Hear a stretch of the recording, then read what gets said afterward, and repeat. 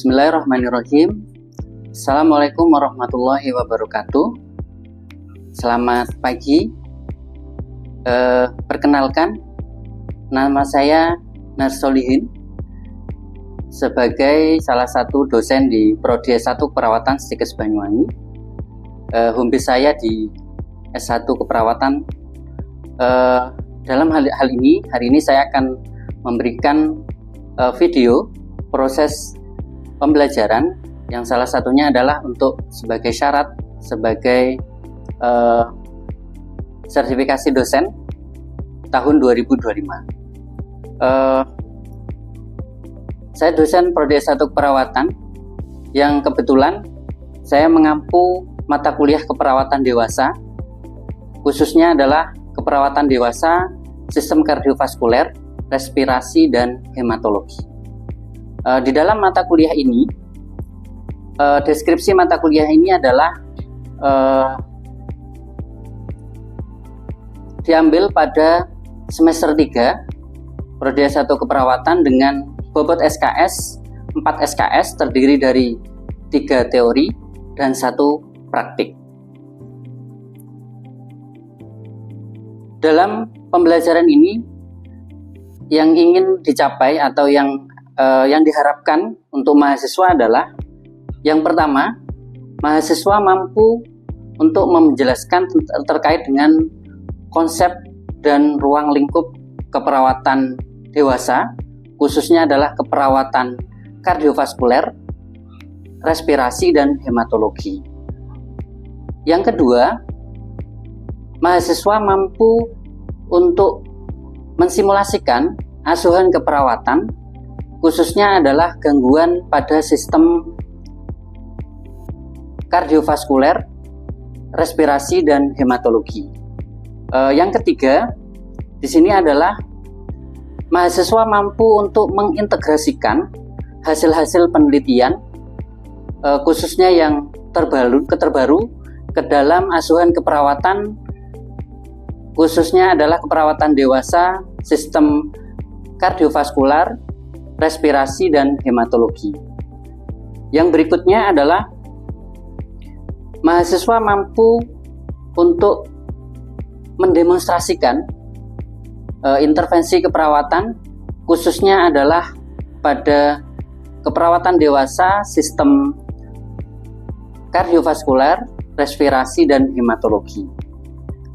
Di dalam mata kuliah ini, metode yang saya gunakan adalah ada 3. Ada DIA. Yang pertama adalah delivery. Delivery ini adalah merupakan suatu cara untuk menyalurkan materi dengan cara textbook atau dengan artikel. Textbook di sini saya menggunakan beberapa literatur. Salah satunya adalah menggunakan literatur anatomi fisiologi, patofisiologi, dan juga saya menggunakan buku konsep asuhan keperawatan, khususnya keperawatan kardiovaskuler, respirasi, dan hematologi. Dan di dalam textbook ini juga, di dalam delivery ini kami juga akan memberikan terkait dengan artikel-artikel yang mendukung terkait dengan proses pembelajaran. Yang kedua, metodenya adalah interaksi, di mana di sini saya akan memberikan metodenya dengan cara ceramah, dengan small group discussion, dengan quiz, atau juga dengan praktikum. Yang ketiga adalah assessment. Assessment di sini nanti terdiri dari 3 kategori. Yang pertama adalah kognitif, yang kedua psikomotor, dan yang ketiga adalah afektif. Untuk yang kognitif, kami berikan persentase 65%, sedangkan untuk psikomotor 15% dan afektif 20%, di mana masing-masing untuk kognitif itu adalah terdiri dari ada UTS, ada UAS, ada tugas kelompok seminar. Untuk yang psikomotor adalah praktikum di Laboratorium Stikes Banyuwangi, khususnya kita menggunakan OSCE Center. Dan yang ketiga adalah afektif. Nah, 20% di sini afektif adalah terdiri dari kehadiran mahasiswa dan juga terkait dengan kepatuhan dari mahasiswa. Dapat dilihat dari kelakuan dari mahasiswa, perilakunya mahasiswa. Baik, mungkin itu untuk pembukaan atau pendahuluan dari video pembelajaran kami. Berikutnya adalah langsung kepada pelaksanaan praktik yang insya Allah saya akan melakukan praktik untuk pemasangan oksigenasi. Terima kasih. Bismillahirrahmanirrahim. Assalamualaikum warahmatullahi wabarakatuh. Waalaikumsalam warahmatullahi wabarakatuh. Selamat pagi semuanya. Pagi Bapak. Ya, adik sekalian, sehat ya kabarnya hari ini? Alhamdulillah. Baik, hari ini sesuai dengan kontrak kita minggu kemarin, kita akan melakukan praktikum ya. Praktikumnya adalah pemberian oksigenasi ya. Baik, sebelum kita mulai kegiatan pada pagi hari ini, agar mendapatkan ilmu yang bermanfaat ya, berkah, mari kita berdoa dulu menurut agama dan keyakinan masing-masing ya. Mari saya pimpin doa, berdoa mulai. Berdoa selesai. Baik, kita lanjutkan. Ini praktikum pemberian O2 ya. Baik, sebelum kita mulai, saya ingin tahu dulu nih. Ada yang tahu apa itu pemberian oksigenasi? Saya. Menurut saya, pemberian oksigenasi ini bertujuan untuk memberikan tambahan oksigen kepada pasien menggunakan nasal kanul untuk mencegah atau mengatasi kondisi di mana tubuh atau jaringan mengalami kekurangan oksigen. Ya, baik, bagus ya. Jadi ini sudah ditambahkan dengan tujuannya ya. Padahal saya yang tanya adalah definisinya ya, definisinya ternyata ditambah tujuannya. Baik, di sini juga untuk pemberian oksigenasi ini juga ada indikasinya ya. Jadi indikasinya adalah biasanya pasien dengan kekurangan O2, terutama adalah perfusi jaringan cerebral ya. Atau mungkin juga ada masalah-masalah pada pola nafasnya. Jadi nanti akan terlihat pada dada. Biasanya ada interkoste ya. Jadi ada atau mungkin ada pernafasan cuping hidung. Ya, jadi di sini ada kembang kempis ya. Itu adalah indikasi dari pemberian O2 ya. Baik, berikutnya kita langsung ke pelaksanaan ke prakteknya ya. Praktikumnya sesuai dengan SOP-nya. Yang pertama adalah kita siapkan alat-alatnya dulu ya. Alat-alatnya yang pertama adalah tentu nanti kita siapkan adalah tabung O2 di sini ya. Ya, ini adalah tabung O2 yang dipastikan juga di sini harus berfungsi ya. Ada O2-nya. Ada humidifier. Ini adalah nanti kita cek apakah ada cairannya, cairan steril. Ada flow. Ya, di sini ada flow untuk mengatur dosisnya, ya, saturasi O2-nya. Ya, ini juga ada ukurannya, ya, ukuran dari O2-nya. Selain itu, kita juga nanti menyiapkan terkait dengan ada handscoon.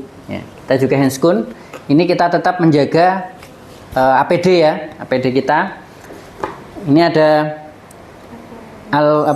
Aquabides. Ini adalah untuk apabila tidak ada atau kurang untuk humidifiernya kita berikan Aquabides, ya, air steril ya. Dan juga nanti ada senter ya, senter ini digunakan nanti untuk saat melihat adanya obstruksi pada jalan nafasnya. Dan ada oximetri ya. Oximetri ini adalah digunakan nanti untuk melihat saturasi O2 pasien. Ya, normalnya adalah 95 sampai 100% saturasinya. Ya, kalau di bawah itu di bawah 95 maka rendah saturasinya rendah, ya. Baik, dan juga untuk kali ini kita akan mencoba memberikan pemberian O2 dengan nasal kanul, ya. Nanti banyak sekali jenisnya ya. Jadi ini kita menggunakan yang nasal kanul, ya. Baik, itu untuk persiapan alat yang kita siapkan, dan juga nanti ada bengkok ya. Bengkok ada, jangan lupa. Baik, setelah itu kalau sudah siap untuk alatnya, yang kedua adalah persiapan pasien. Ya. Kita dekati pasien, kita identifikasi. Ya, sesuai dengan WHO kita harus menanyakan status atau kondisi pasien dengan cara bertanya. Kita contohkan, selamat pagi Bapak, saya perkenalkan nama saya Solihin yang bertugas di pagi hari ini. Saya akan membantu Bapak, mohon izin dengan Bapak siapa? Tanyakan. Pak Anton, baik Pak Anton, usianya berapa? Minimal 2. Setelah itu kita cek gelang tangannya sesuai atau tidak. Itu adalah identifikasi. Ya, setelah itu kita jelaskan ke pasien, Pak Anton, ini kita akan memberikan O2 karena Bapak sesak. Setelah itu kita siapkan lingkungan. Nah, siapkan lingkungan ini juga kita siapkan pasien, kita posisikan. Ini adalah posisi semi volar. Nah, kalau volar duduk ya, ini adalah semi volar. Kita posisikan juga, dan kita juga atur pencahayaan dan juga atur sketsel ya kalau ada. Nah, itu kita siapkan. Setelah selesai, berikutnya kita ke pelaksanaan. Ya, kita dekatkan alat-alatnya, ya kita dekatkan. Setelah itu kita cuci tangan 6 langkah. Ya, cuci tangan 6 langkah. Yuk kita cuci tangan 6 langkah. Masih ingat ya? Masih. Ambil sabun, ya. Setelah itu kita cuci tangan. 1, 2, 3, 4, 5, oke, 6. Ya, selesai. Setelah cuci tangan 6 langkah, kita lanjutkan pakai handscoon. Ini handscoonnya bersih. Kita pakai.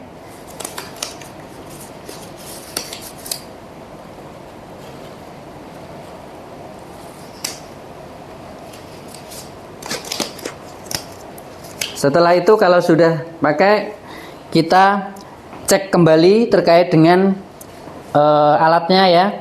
Kita cek apakah berfungsi masih bisa. Oke. Kalau sudah, berikutnya kita ke pasien, kita cek. Ya, kita cek apakah pasien tadi itu mengalami mungkin terkait dengan retraksi interkoste ya. Berarti ada gangguan pola napasnya, atau juga mungkin ada pernapasan cuping hidung. Kita lihat, dan juga di sini ada senter, kita cek. Kita cek apakah ada sumbatan. Ya, kita lihat. Oke, bersih, berarti aman. Terus kita juga cek saturasi O2-nya. Ya. Saturasi 2 tadi ya, dilihat atau dimasukkan pada ekstremitas. Biasanya yang sering adalah pada ekstremitas atas, jadi pada jari-jari. Nilainya tadi ya, ingat 95 sampai 100. Ya. Baik, terus setelah itu kita cek juga teman-teman sekalian terkait dengan nadinya ya, RR-nya juga ya. RR-nya kita lihat dengan melihat jam, jadi normalnya adalah 16 sampai 22. Ada yang 20 ya. Jadi ada beberapa sumber ya. Baik, kalau sudah, baik, kita berikutnya adalah memasang selang ya. Selang kanulnya kita pasang ke alatnya. Kita pasang seperti ini. Oke. Ini berapa tadi ukurannya?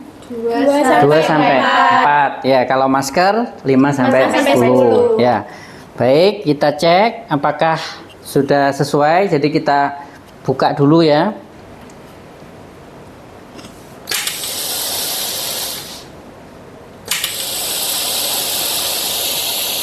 Kita atur dulu. Tadi kita atur 2 sampai 4. Ya. Kita atur saturasinya.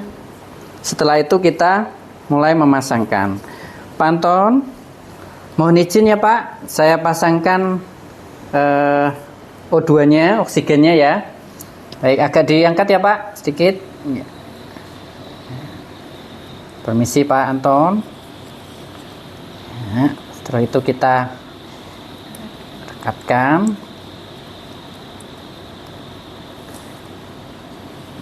Baik, seperti ini. Setelah itu kita tanyakan ke pasien apakah sudah nyaman atau sudah sesuai. Ini kita taruh di bawah telinga ya. Baik, setelah itu kalau sudah, pasien kita lihat kembali responnya, apakah masih sesak atau tidak nyaman. Dilihat dari mungkin dari hidung dan juga pada dadanya, ya dada ya. Setelah itu kalau sudah selesai, kita rapikan alat. Kalau sudah, kita lakukan terminasi atau evaluasi ke pasien. Kita tanyakan, Pak Anton, ini sudah selesai Pak, bagaimana? Sudah lebih baik ya Pak? Sudah lebih baik, sudah diberikan O2, sudah teratasi. Setelah itu nanti apabila ada yang ditanyakan, bisa ditanyakan ke nurse station ya Pak. Kalau sudah ya baik, terima kasih atas kerjasamanya. Berikutnya kita dokumentasikan. Yang kita dokumentasikan adalah harinya, tanggal, nama pasien, ya, tindakan, dan jangan juga lupa responnya. Ya, respon pasien seperti apa, itu kita tulis. Ya, baik. Saya kira itu untuk saya. Nanti semuanya nanti harus mencoba ya satu-satu agar nanti kalian lebih paham lagi. Ya, baik. Nanti siapa yang nanti akan mau? Baik, saya kira itu ya. Terima kasih. Baik, Bapak, di sini saya mau melakukan dari tindakan oksigenasi. Yang pertama, prosedur yang pertama itu ada persiapan alat. Yang pertama ada handscoon, ada aquabides ataupun air steril, ada pulse oximeter dan juga senter untuk melihat hambatan pada organ pernapasan si pasien. Lalu ada juga nasal kanul yang fungsinya untuk menyambungkan dari tabung oksigen ke alat pernapasan dari klien. Lalu selanjutnya ada derivier, lalu ada tabung oksigen dan juga ada flow untuk mengukur dari tekanan oksigen yang dikeluarkan oleh tabung oksigen. Baik, langsung saja ya, untuk tindakan selanjutnya ada fase terapeutik atau kita membangun kepercayaan kita kepada pasien. Yang pertama kita cek terlebih dahulu rekam medis pasien, tanggal lahir dan juga nama pasien. Setelah itu kita langsung ke pasien ataupun meminta persetujuan kepada pasien. Baik, Assalamualaikum warahmatullahi wabarakatuh. Selamat pagi Bapak Anton. Baik Bapak, di sini saya mau melakukan tindakan oksigenasi yang mana tujuannya itu sendiri adalah untuk menambah oksigen dari Bapak. Gimana Bapak? Apakah ada yang ditanyakan? Oke, Bapak setuju? Oke, langsung saja kita mulai ya. Oke. Setelah itu kita masuk ke fase kerja. Pertama-tama kita melakukan cuci tangan 6 langkah.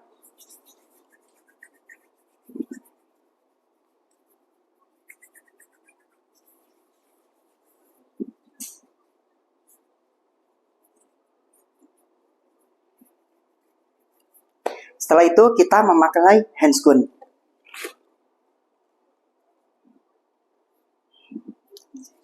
Kita memakai handscoon bersih karena sifat dari tindakan itu sendiri adalah bersih.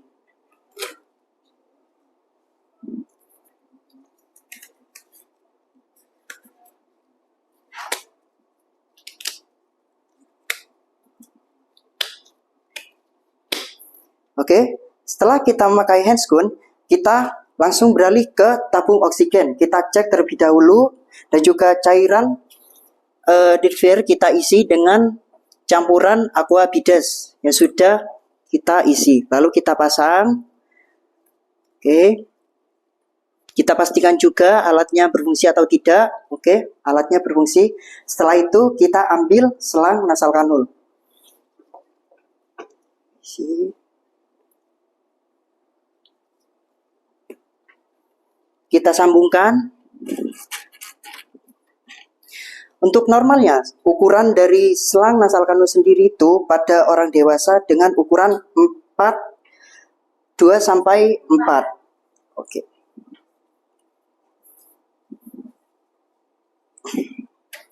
Setelah itu kita nyalakan alatnya.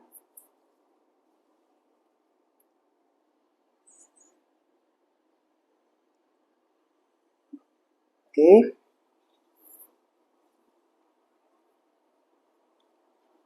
Kita cek terlebih dahulu tekanannya. Oke. Setelah dirasa cukup, lalu kita pasangkan ke area pernapasan pasien. Kita sesuaikan tekanannya, yang mana umumnya itu tekanannya 5 sampai 10 liter. Permisi Bapak. 2 sampai 4. 2 sampai 4. Ya. Oke. Kalau yang 4 sampai 10 itu yang masker, ya. Oke. Siap. 2 sampai 4. Kita pasang. Oke. Usahakan jangan sampai si pasien merasa tidak nyaman. Oke. Ini ditekankan. Kita kencangkan agar tidak mudah terlepas saat pasien bergerak. Oke, setelah itu kita rapikan posisi klien senyaman mungkin. Oke, setelah kita melakukan tindakan, lalu kita lakukan evaluasi terkait dari tindakan yang telah kita lakukan. Setelah itu kita masuk ke fase dokumentasi yang terdiri dari hari juga tanggal, nama pasien, nama tindakan, juga tanda tangan, hasil ataupun observasi dari tindakan yang kita lakukan. Oke, baik. Setelah itu kita rapikan alat. Sudah cukup? Baik. Nah, jadi sekalian tadi sudah dicoba untuk teman kalian, Bayu, ya. Berikutnya dari yang sudah dilaksanakan atau dipraktekkan tadi, dicoba oleh Bayu, ada masukan atau mungkin ada yang mau dievaluasi dari kalian? Saya Pak. Ya. Apa? Tadi Mas Bayu kurang saat pengecekan awal tidak memakai senter, lalu oximeter tidak dianu sama nadi. Observasinya ya. Oke, observasinya. Sama evaluasinya. Evaluasinya yang belum. Ya. Jadi terkait dengan respon pasiennya. Yuk ya. Jadi itu yang mungkin nanti perlu diperbaiki. Nah, gitu ya. Jadi sepakat ya. Ya. Jadi nanti di situ masukannya atau kekurangannya adalah pada observasi pasien. Dan yang penting juga adalah komunikasi ke pasien. Jadi pasien tetap kita ajak untuk berkomunikasi saat kita menyentuh atau melakukan tindakan ke pasien. Itu penting ya. Baik, itu intinya. Dan saya juga ingin menyampaikan bahwa tindakan ini ya. Jadi tindakan ini adalah digunakan untuk memberikan bantuan, terutama adalah oksigen atau O2 kepada pasien yang mengalami mungkin sesak nafas. Tanda gejala ini biasanya nanti akan muncul masalah ya. Jadi kalau kalian kan sudah diajarkan terkait dengan ASKEP ya. Jadi asuhan keperawatan untuk diagnosisnya. Ya, jadi diagnosis pada pasien seperti ini adalah bisa nanti dilihat kalau ini adalah masalahnya di pola nafas, maka kita menetapkan pola nafas tidak efektif. Ya. Atau juga kalau masalahnya adalah mungkin di otak, pasiennya mungkin mengalami penurunan kesadaran, maka kita tetapkan masalahnya adalah ketidakefektifan perfusi jaringan atau penurunan kapasitas adaptif intrakranial. Jadi itu sama-sama benar, cuman karena kita menggunakan triple S, SDKI, SLKI, SIKI, maka taksonominya itu adalah bahasa keperawatannya adalah penurunan kapasitas adaptif intrakranial. Ya, baik. Jadi kita review ya dari hasil praktikum ini bahwa ini adalah tindakan ini adalah salah satu untuk menangani masalah kekurangan O2 ya, pada pasien yang bisa mungkin separuh atau total. Ya. Kalau total biasanya mengalami penurunan kesadaran. Sehingga di sini nanti kita juga bisa pada asuhan keperawatan, khususnya diagnosis keperawatan, masalah keperawatannya yang bisa kita tetapkan pada masalah ini adalah bisa yang pertama mungkin pola nafas tidak efektif ya, di SDKI. Atau juga kalau tidak pola nafas, bisa penurunan kapasitas adaptif intrakranial. Itu adalah pada SDKI yang kita menggunakan itu. Ya, itu yang perlu nanti kita tetapkan. Baik, saya kira itu ya dari saya. Semoga ini bermanfaat ya. Amin. Oke. Nanti dicoba lagi nanti saat praktikum atau OSC biar sudah lancar ya. Saya kira itu dari saya, kurang lebihnya terima kasih ya atas perhatiannya. Saya akhiri. Wassalamualaikum warahmatullahi wabarakatuh. Selamat pagi. Waalaikumsalam warahmatullahi wabarakatuh. Terima kasih, Terima kasih, Pak. Demikian video pembelajaran dari saya. Semoga video pembelajaran ini bisa bermanfaat dan bisa menjadi pembelajaran khususnya untuk mahasiswa Stikes Banyuwangi dan khususnya adalah untuk semua mahasiswa perawatan di Indonesia. Kurang lebihnya mohon maaf. Saya akhiri. Wassalamualaikum warahmatullahi wabarakatuh. Selamat pagi.